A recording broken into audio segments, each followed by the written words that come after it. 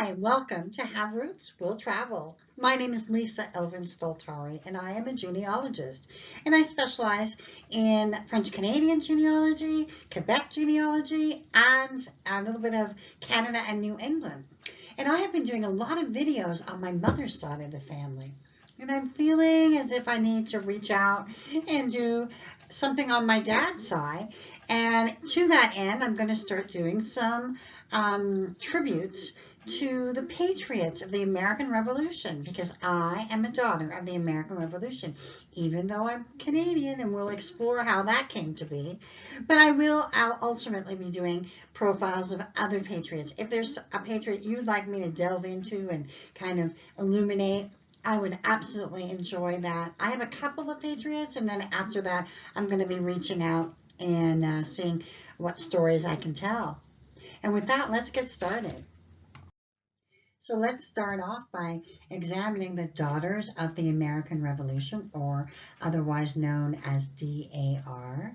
And it was an organization founded in the 1890s by the women and there is a Sons of the American Revolution as well, so just so you know. But the Daughters of the American Revolution wanted to do good works, and they wanted to honor their at that time, their great-grandfathers and grandfathers. And so this is basically what they wanted to do, was to be able to really recognize the fact that these men had fought for the freedom that they now enjoy, and wanted to in some way give back and honor and so how they did that is that each person would submit her lineage, and then they would in turn be approved as an official daughter. In other words, you can't just say that you are a daughter. You have to actually have some documents to prove it. And that's it can be, for me, it took a few years to get all that document and prove it and all of that. So it's not as easy as it may appear. So I may not do this on all the different videos that I'll be doing, but I wanted to just kind of give you an idea of how you climb a tree and you find a patriot. And so we begin with me, Lisa Elvin, and then we move on to my dad, Robert Anderson Elvin, his mom, Paulina May Andrews, and then we move on to Clement William Andrews, my great-grandfather, and then my two times great-grandmother, Adeline Malvina Burbank, and her father, Charles Furbush Burbank. And then Charles's mom was Dorcas Furbush. And then we finally reach Captain Charles Furbush. He is my American Revolutionary patriot. And he's an acknowledged one and all of that good stuff. But you can see that Captain Charles Furbush was born in Andover and died in Andover, whereas Dorcas actually ends her days in the eastern townships of Quebec, where I grew up, and she is buried in a cemetery at Claremont Cemetery, which is one of the oldest in that region. And it was very moving when I found her grave, because I realized then that was the connection. And so it is a very powerful thing to connect those dots.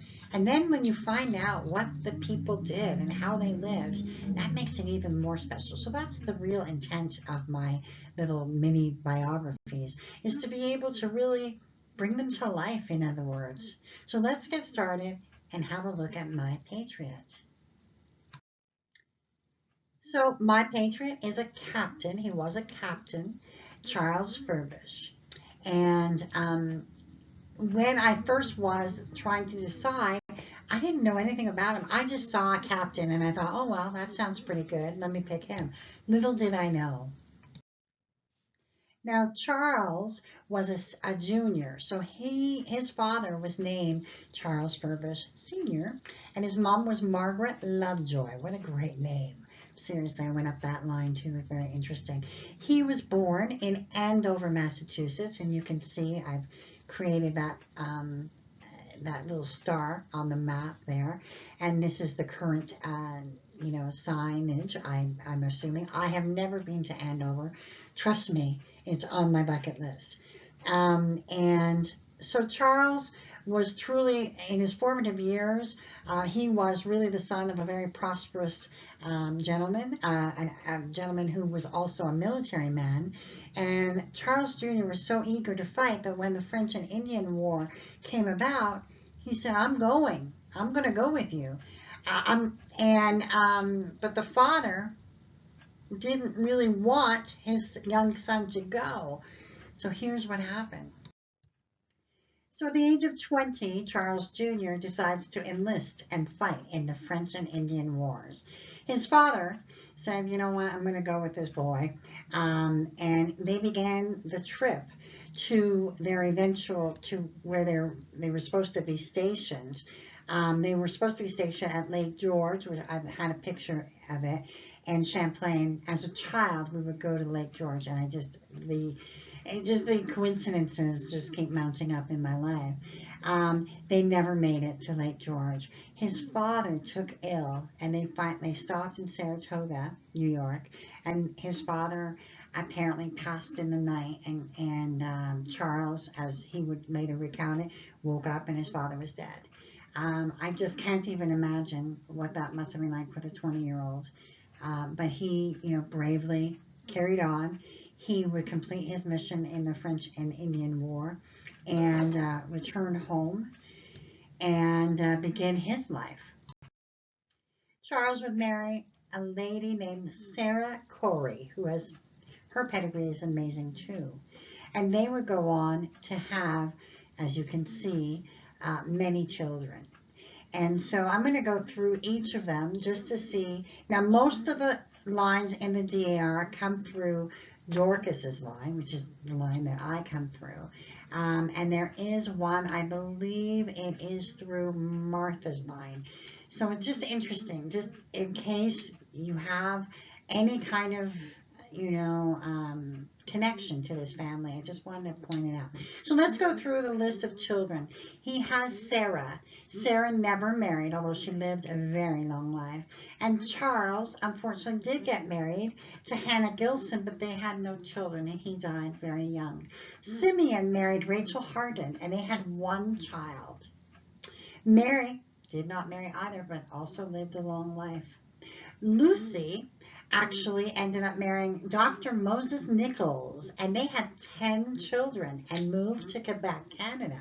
Now, I am in the DAR listing. I have not seen anyone from that pedigree join the DAR, so that would be interesting to explore. Dorcas, who is mine, married Benjamin Burbank, and they had 11 children, and they established themselves in the Richmond-Danville area. Nancy Ann married Josiah Abbott. That's who the other line that is accepted into the DAR has. And they had 11 children, and they also were in Quebec. So Jonathan and Jedediah, whom I'm assuming were twins, died 2 days apart, probably of typhus fever. Martha married Simeon Flint, and they had 5 children. She's the only daughter who didn't go to Canada. And Solomon married Martha Abbott, and they had 1 son. So, interestingly enough, Martha Abbott and Josiah Abbott, so Nancy Ann and Solomon married brother and sister. So that's the connection. So, Charles is having a good life. He's a farmer. He's a gentleman farmer, as they say. And then what happens? The Revolutionary War begins. So in April of 1775, at the Battle of Lexington, our Charles Furbush was a Minuteman, and he fought. There were reports that he was wounded, and actually just had an ankle injury, but he bravely, kept going, and because of his efforts, he was made captain for the next battle. So the next battle that he was involved in was Bunker Hill, which, as we know from history, was an unsuccessful one for the Americans. However, they persevered, those tough guys, and he would continue to fight for the remainder of the war, but not in a military He would fight much more in terms of giving aid, paying taxes, being involved in decisions. That was his essential role. And then there's many, many records of but I wanted to show you all. This is, the kind of thing you would need to find in order to, and they usually have this in the DAR files, but this is a roster. This is saying this is when he served, this is how he served, this is when he got paid. And I wanted to include that very famous join or die thing, because it was obviously a very powerful time in America, and you had to choose sides, and he chose that side. This was one of the most interesting parts of discovering information about my ancestor. Apparently, he had heard of his, his service at Lexington, and requested that they lunch and they dine together. So he dined with General Washington, and then he also dined with him once. He was later on after the war as well. So there were 2 times when he would dine with him. I think in 1792 is the next time when Washington became president. So that's kind of very cool. Now, when I'm going to do these biographies, a lot of times you're not going to have the actual house, but this, my friend, is the actual house that I will have to have a pilgrimage to. And it is 161 Haggett's Pond Road, and it still sits today. People are living in it, so it's a private residence. But this is the house he built after the war, obviously being remodeled many, many times, and went through several ownerships. It started off, his son had it, and then one of his daughters inherited it, and it became the Bardwell House, and so on and so forth. But there it still stands, and I checked on it's definitely $1 million house at the moment, and it's still there. It was just sold recently. So I just think that's remarkable that we can see that this house has existed since the late 1790s. So by 1795, Charles was preparing to enjoy his retirement. Some years prior, a fellow selectman had asked him to care for his slave, Pomp, who was really more of an indentured servant, but Pomp was not well, and the fellow selectman said, "Could you take care of him?" And so Charles said yes, and he can act as my butler and that sort of thing. And from all appearances, he had lived with the Furbush family for approximately 5 years prior, and was fine. But ultimately, something snapped, obviously, and the evening of February 11th, 1795, Pomp murdered Charles in his sleep, bludgeoned him to death with a knife. Sarah was there by his side, and she escaped trying to get help, but to no avail. Charles would die of his injuries, and just a very, very terrible ending, tragic. And when I selected Charles Furbush as my Patriot, I had no idea. I just knew he died young. I didn't know what for. I did not have any idea. And as I was preparing an article about Charles, I began really researching this part of it, and it was amazing to me. This was, a really, really big scandal at the time. It was reported in all the newspapers that existed. It was, a minor O.J. Simpson moment, in that sense. But a very, very sad ending to what was an incredible life. And this is the gravestone of Captain Charles Furbush. You can see the insignia, which is a DAR. It was put there by the DAR, I'm assuming of that particular chapter.